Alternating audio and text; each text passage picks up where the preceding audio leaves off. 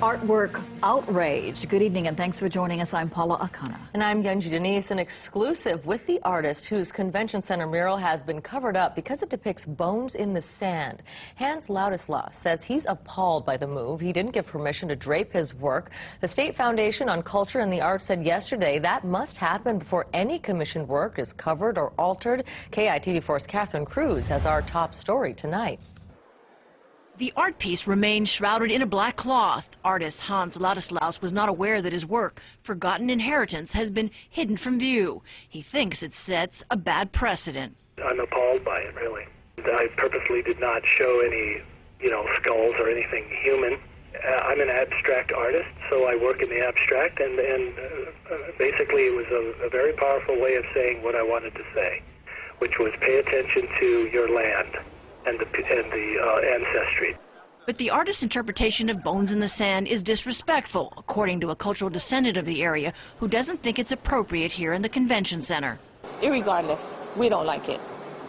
And it's not only me or my family. It's a lot of people, Native Hawaiians in the community, that find it offensive. The head of the Hawaii Tourism Authority said it was his decision alone to have the art piece covered up. I just can't allow that in the convention center. McCartney believes HTA has a legal right as the building's owner to decide what artwork stays and what goes. He wants to replace the mural with more Native Hawaiian art. Now that it's been brought to my attention, it's my responsibility, I think, to deal with it. So I felt the best way to deal with it was to put that black cloth over it.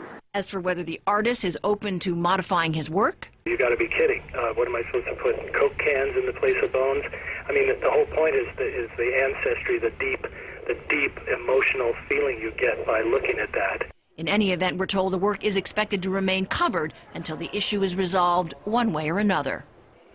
Now, Paulette Kalakini clarified today that the protocol ceremony followed to cover the art was not a blessing, but rather a kapu ceremony that allows only those who draped it to remove it. HTA will try and set up a meeting between the parties, including the artist, to work out some resolution. McCartney says he expects the HTA to pick up the cost of removing the mural. As for whether the art piece could be destroyed in the process, McCartney says he'll deal with that when the time comes.